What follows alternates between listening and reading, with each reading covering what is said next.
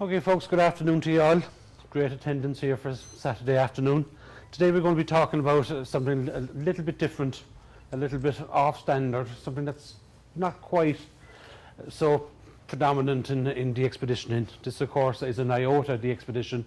It's a bit different than to be flying into a DXTC entity with an airport and with facilities and whatnots. So this is the Dxpedition that took place last October in the Caribbean. It's one of the new IOTAs. It was announced. So where are we heading? We're heading here to this region.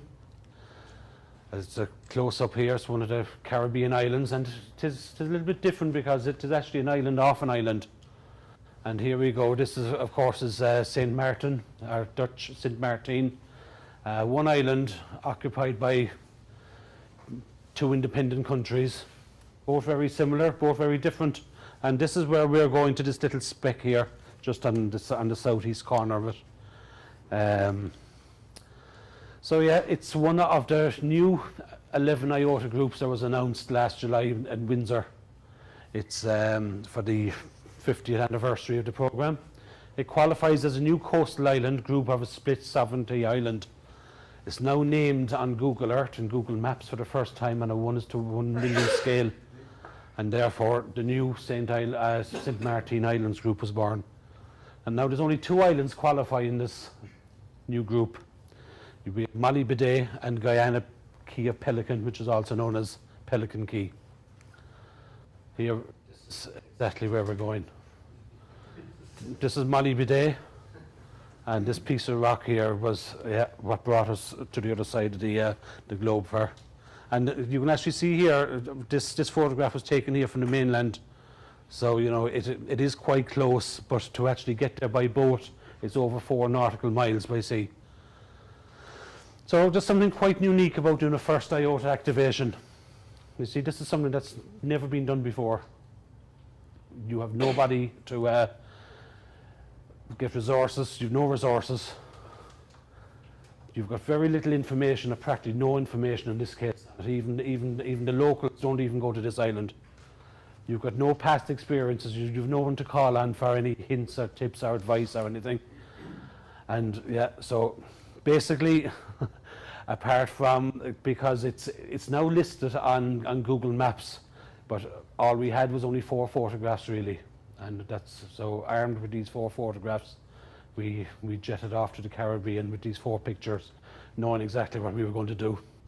That's one picture. You can just see here quite easily the proximity of the mainland.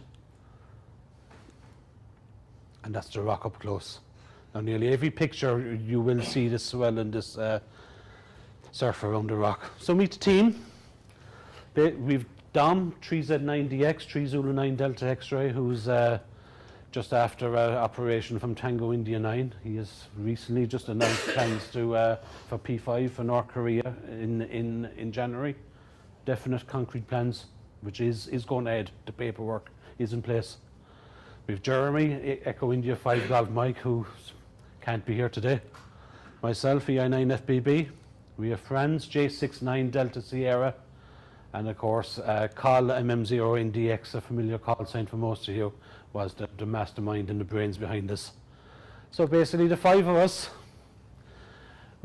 we were all coming from different parts of the globe, all transiting through different airports, and let the story begin. Col was coming from Scotland, myself and Jeremy, of course, here from Cork.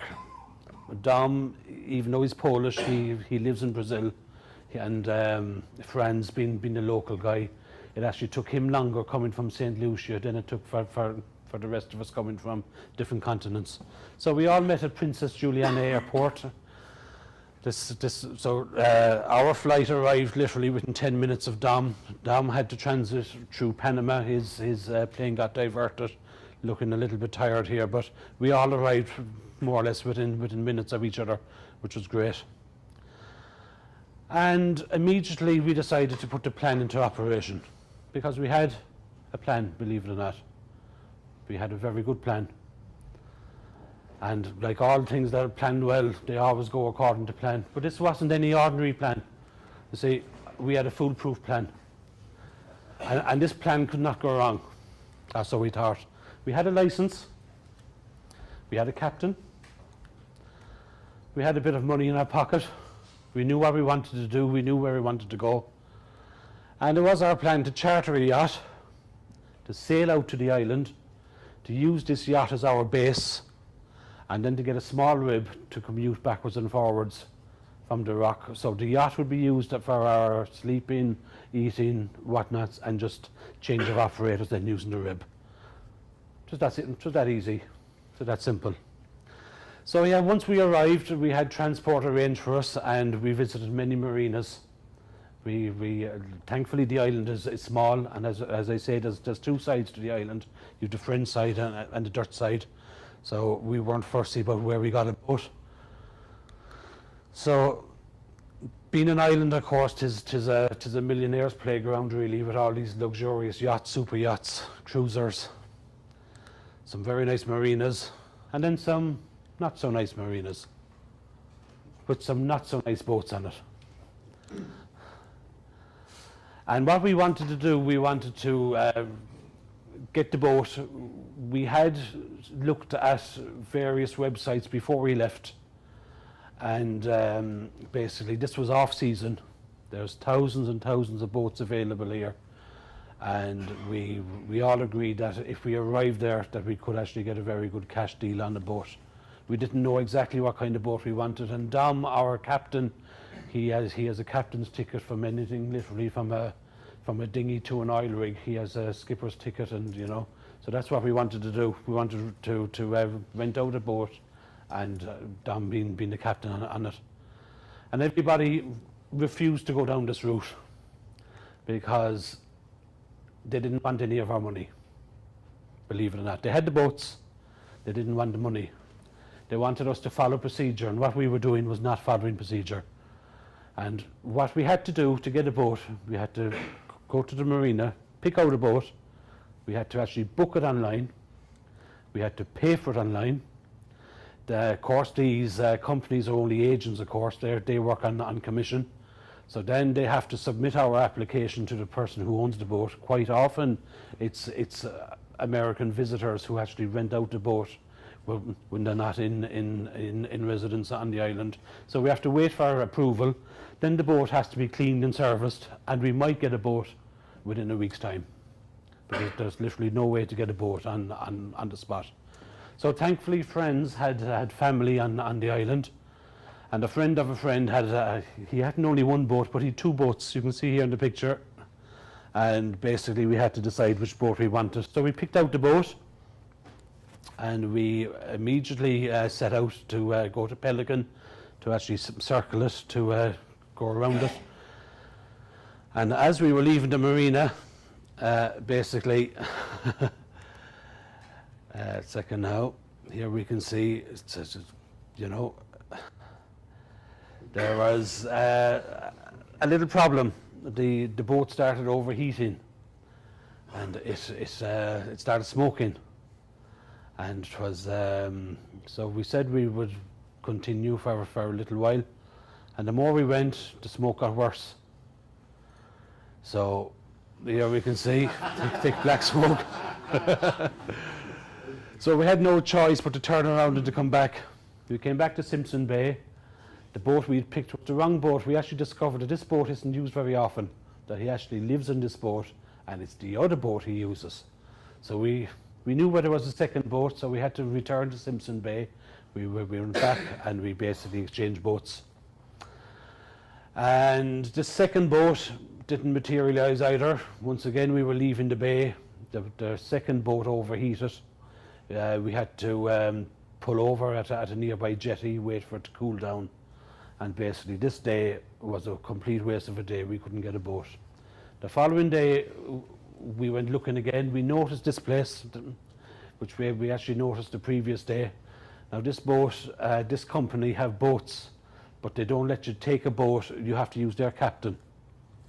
So you can't just rent a boat and drive it yourself. But yeah, there was no problem.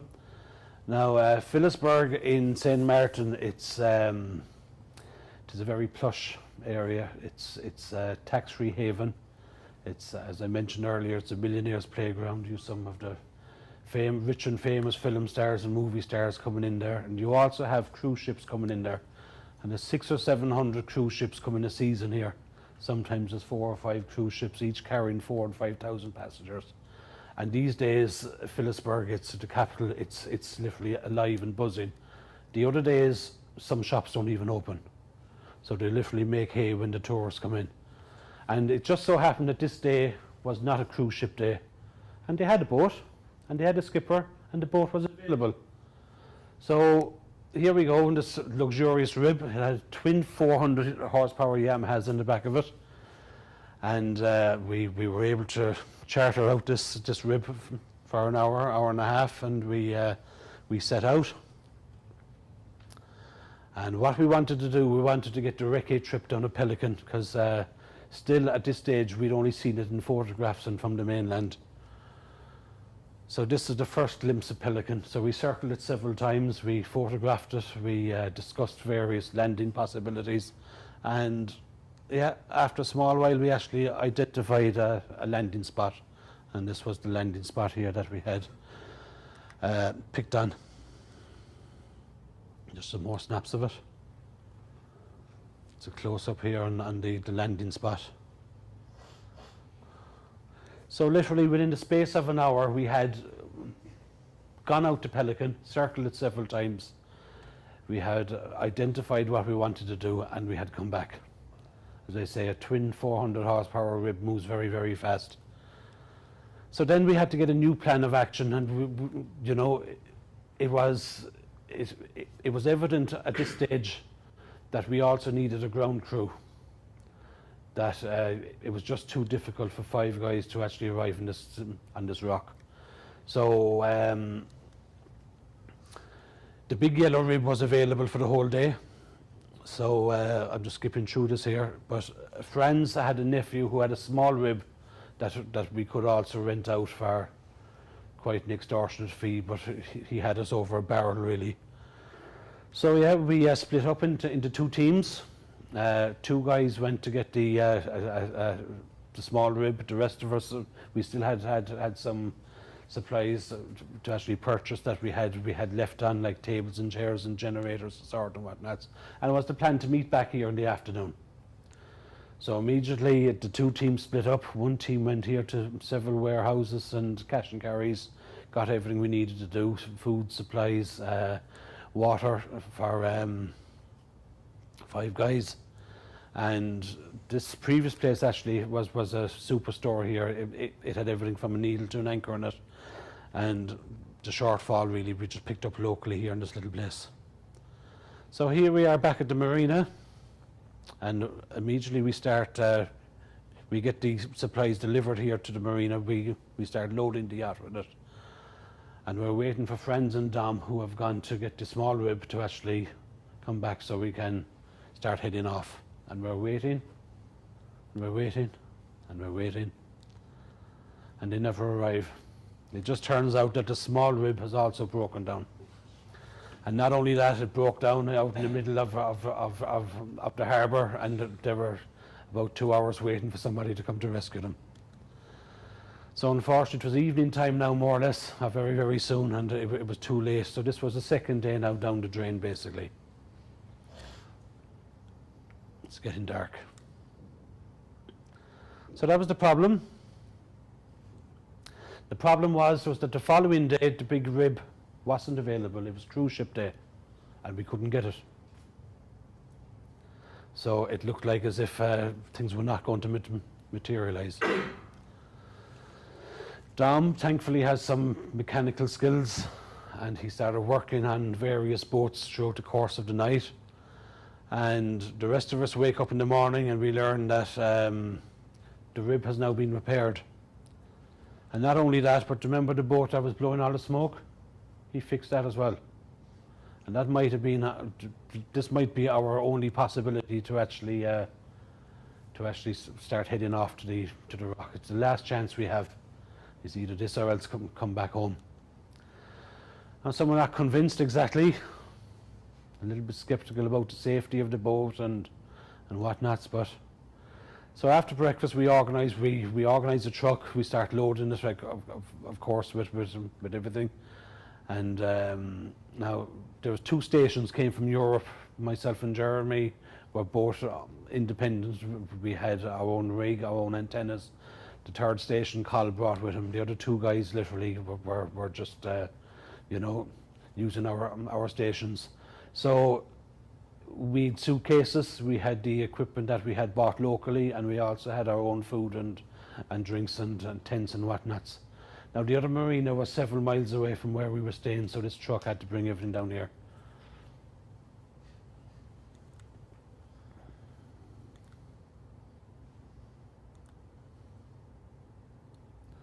So yeah, once we arrived, we start loading the boat. There's some of the equipment. Franz and Dom following the small rib. Here they are. And very soon we come up close to the rock. Pelican is in sight. But the weather turned the night beforehand. There was a very bad thunderstorm. We were thankfully that we didn't actually get out the previous day in the rock. There was very bad lightning, torrential rain. And as a result, as we get closer, there was actually quite a lot of swell now in the island. It was a lot more difficult to land.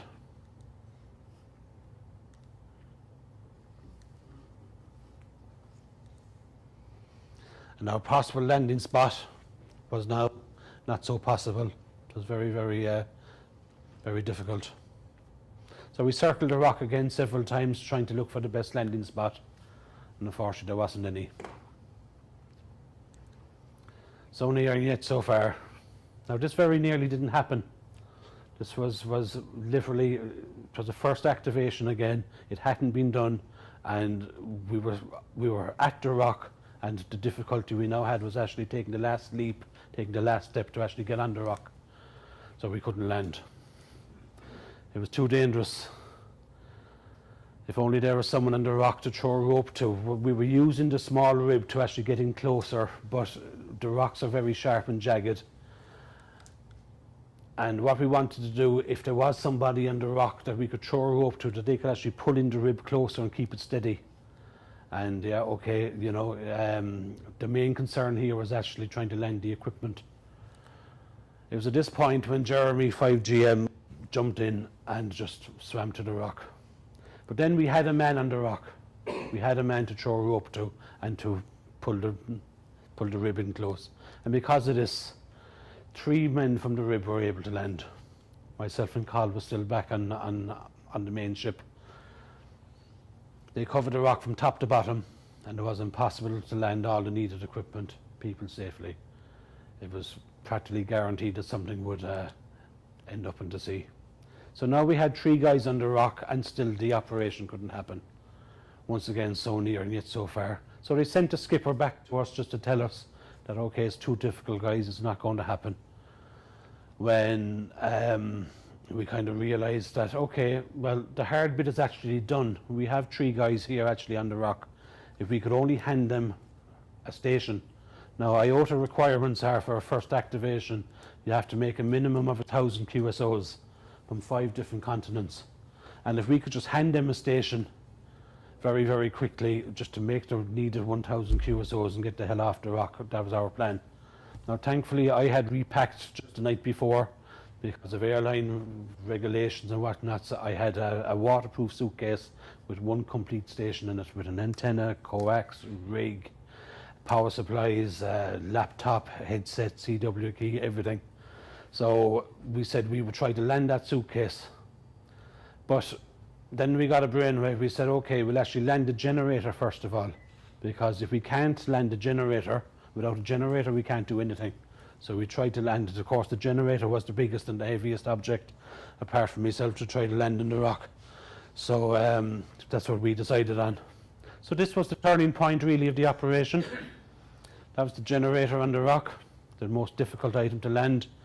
And lo and behold, the rib came up. Jeremy, Dom and Franz were convinced they were coming off, and they were waiting for the rib to come back and collect them. And instead of collecting them, they were firing them a generator. And Dom is he's a Polish guy. He's military trained. He actually rows now for the Brazilian rowing team. He's a very strong, fit guy, and he was able to get the generator in one hand and to catch it and to throw it to Jeremy, and between the three of them they landed it on the rock. So we knew it was possible at this stage now to safely land stuff on the rock. So they came back, my suitcase went next, and then there was one station. And of course then we decided that okay, if there was a second station, 2 stations will do twice the business, twice as fast. So we got a second station over in the rock. So that was basically it. We needed to make the required 1,000 QSOs. Several crossings were backwards and forwards, and eventually we did get to 2 stations on the rock. Now, we also needed a ground crew, as I say. So we formed a chain. Now, forming a chain, we were standing waist deep in water, trying to hold the suitcases and equipment up. We formed a chain, literally. And the first landing spot on the rock was at about a 45-degree angle, and it was covered in seaweed. Now, we were warned to keep our shoes on. Now, we weren't told why until afterwards, but there's poisonous sea urchins hiding in the holes in the rocks, and the poisonous needles, and if you stand on, you stand on one of the poison needles. And so yeah, that's basically how we got everything on the rock. Here's a close-up here of so the rib came in about here. We formed a chain up here, and this is the first landing spot here, really. Risk of falling is very, very high, covered in seaweed and the sea urchins. So we landed the bare equipment, really, just to make the 1,000 QSOs. We didn't land any of the luxury items. We had a bucket of ice, for example, and that never made it to the rock. We needed a ground crew. Pardon? Tea bags. Oh, tea bags, yeah. If only we had a kettle, yeah. So yeah, so we needed a ground crew because of the difficulties with the boat. We needed somebody that we could rely on and depend on, not just a guy from a boat charter company to come back out and collect us. So friends and Carl both volunteered, basically. So unsure of when or how we were to get off again, Colin and Franz headed back to the mainland, and Jeremy, Dom and myself were on this rock. And it was at this point we actually realised, okay, that we're actually very alone here. So rather than waste time setting up a nice comfortable station and whatnot, so we just got on the rock, got up high enough, literally, that when the high tide came up, that it wouldn't be affecting us. And we set up the stations here more or less immediately. The generator away. The problem we had with the generator was the fumes, actually. No matter which way the wind was blowing, the fumes were, and yeah. So this is our 30-metre vertical, 17-metre vertical dipole. They were the 2 main bands that we had decided on. And within an hour of us landing on the rock, the first station was on the air. I started off in 17 metres phone, and Jeremy followed about 15 minutes afterwards on 30 CW. And the band was very, very busy. Conditions were absolutely excellent. I was struggling trying to find a clear spot on 17. There were signals coming from everywhere. Really, the Caribbean was, whether it was just sunspots, but the band was absolutely buzzing. And we were CQing and CQing and CQing. And for 12 minutes of unanswered CQs, nobody came back. Of course, then things started racing through our head. Were we not getting out very well? Did we have bad audio? And what do you do in this circumstance? You can't self-spot yourself. You don't have any internet access. So at least on CW, there's a good possibility that if you're sending accurately enough, that a beacon or a reverse beacon or a skimmer will actually pick you up. But on SSB, it is actually quite difficult just to get noticed. So what we did was we just trawled up and down the band. I picked out 2 very, very loud guys, and I just broke in their conversation. And the first guy that we worked was Gert Papa Alpha 2 Lima Oscar. Might be a familiar call sign for many of you. And he was actually aware of our operation. He was waiting for us. And we were supposed to be QRV 2 days previous, but with the difficulties we weren't. And he was a little bit skeptical. He was a little bit amazed about, okay, he was prepared to spend hours in the pile-up trying to work us. And now this is us calling him instead. So yeah, I asked him to QSY back down to 18130 where we had been. He took a little bit of convincing, but he realised who I was and whatnots, and that we were actually on the rock. And I asked him to spot us on the cluster. And literally within 30 seconds, you could hear the growling and the grumbling of people tuning up and QSYing and tuning amplifiers and antennas changing direction. And within 30 seconds of being spotted on the cluster, the pileups began immediately. So our main objective here, once again, was to make the 1,000 QSOs. It was very, very hot. We actually built our station between two rocks. So now we did this for two reasons mainly. First of all, it was quite close to the landing spot, and secondly, there was somebody in the shade there.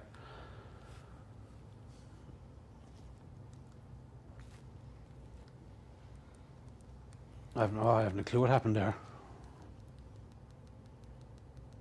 Apologies.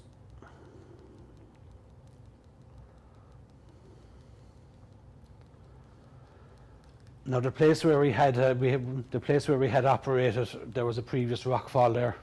The island is about 55 feet in height, and the island was very, very smelly. There was lots of dead crabs around us.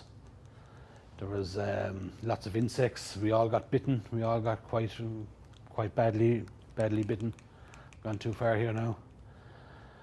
And yeah, we had very little shade. We had a tent. We only used it really just to try to keep the sun off ourselves. But the temperature went to well over 40 degrees inside in the tent. So this is our operating site here. Not very comfortable, but that wasn't the goal. You can see here just kind of how steep and how jagged it actually is. Just some local scenery. The QSO started racking up. We worked quite irregular shifts. Myself and Jeremy rotated between SSB and CW. Dom was SSB only. And at about midnight, we were at roughly about 950 QSOs. And Jeremy had been on a break. I was on 30 CW, and he came running up as fast as he could, saying there's a police boat coming right at us. And the boat circled the rock several times. And it was at this point when they actually realised as well that they actually couldn't get on the rock either. And not only that they couldn't get on, but they couldn't get us off either. So, thankfully Dom had a hand with him, and we communicated with him on VHF. And once they knew who we were and that we had permission to be on the rock actually for a week. And once they realised that everything was okay, they bid us farewell, basically, and told us to contact them again on VHF if need be. But they had to act on it. Reports came in from the mainland that there were strange sightings and noise and lights coming from this rock. So they were concerned for our safety, basically. Now the weather forecast for the coming days was not particularly good either. So at least with this, we successfully passed the 1,000 QSO mark. Now conditions, as I mentioned earlier, were fantastic. The band was open to kind of EI, JA, VK, North America, all at the same time. So we continued basically through the night, and at sunrise, once again, Jeremy noticed that the big rib was coming straight for us. It was unfortunately time for us to go QRT. Now we were completely at this skipper's mercy about when to get us off. This day was going to be cruise ship day as well. This was quite early in the morning, and it was the only possibility he had to actually get us off. So of course then there was a problem that we had to tear down the stations quite fast. We had to, and start making the dangerous journey back again, with the cases back down over the rocks and trying to land everything back on the rock again. So we finished with over 2,200 QSOs in the log. We were QRV for 17 hours, literally. We went, the last station we worked was a W4, and then we heard an Echo India in the pile-up somewhere, and it was EI8BLB was the last station in the log. I don't know, is Liam here or not, but so yeah, there was a big rush to get down, load the boat, basically return back to Simpson Bay. Now thankfully everyone and everything got landed back safely again in the rock. Now we had to dispose of this equipment that we had bought. We couldn't take it with us, so we used quite a lot of it. We used the generators, the surplus fuel and stuff. We used quite a lot of it to pay for the boat, give a tip to Pierre, the boatman. Of course, friends' family had to be paid for the rib and stuff, and we also had leftover food, water. Now the water we didn't drink. It was hot over in the rock. Of course, we'd no way to keep it cool. So the rest we just donated really to the locals. Here's the 5 of us. For the remaining days, we just did the touristy thing around Phillipsburg, really. We did a few short trips. We did a day trip to St. Bart's. We did another activation from Tintamare Island, NA199. Our sponsors. Now, once again, the actual QSO count is averaging about $3 a QSO from any Dxpedition really at the moment. Be it Navassa, be it Juan Fernandez, any of the recent Dxpeditions seem to be running about $3. We fell into that category as well. So we are very grateful for our sponsors. We're also grateful to the IOTA committee, who have also already approved us and validated this operation. Here's our license and just documentation that we were on the rock. Picture of our QSL card. Dom 3Z9DX is our QSL manager. And there we have it. Any questions, anyone? How many miles off the coast does an island have to be to qualify for IOTA? 1,000 metres. And 99 there, yeah, 1 kilometre now. Yeah, it wasn't always that case, but that's what it is at the moment. Do you have any communication on the island through handhelds or anything? Not handhelds. We did pick up a local SIM card when we arrived. We did that with the intention of actually uploading a log every day and stuff like this. But yeah, that was the only communication we had really. It was the other guys' phones didn't. Their roaming wasn't very successful. Yeah, Col came from Scotland and friends came from St. Lucia, and their own mobile phones didn't integrate very well with the local networks. So, yeah, Brendan? Would a helicopter have been an option? No, it's not. Even though it is very close to the mainland, you couldn't actually land a helicopter on top of it. It's too much of a point. Now you could probably, if you had your own helicopter, you could drop guys down a rope and land it that way and equipment in a net, but there'd be no charter company actually, deliver people that way because of safety. So yeah, that's about it. And there seemed to be a good distance between the antennas and the operating position. But was that actually the case, or was it just the photographs? Just the photographs, really. When we were packing, we had 2 different measurements of coax. We had a 50-metre run and a 25-metre run each. And of course, if needed be, you could join the 2 of them and have a 75-metre run. But it was the 25-metre runs were actually used, so they were quite close. But we actually put the antennas up on top of the rock while we were down low.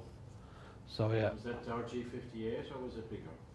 It was the low loss RG58, the EcoFlex equivalent with a EG7 or whatever it is, AirCell 7 I think. Yeah. Yeah, everyone, sorry to interrupt you again. Basically, I'd like to thank David for sharing his adventures with us. Thanks very much, David. And Sean, can I call on you to make a small presentation from SEARG? Thank you. Thank you.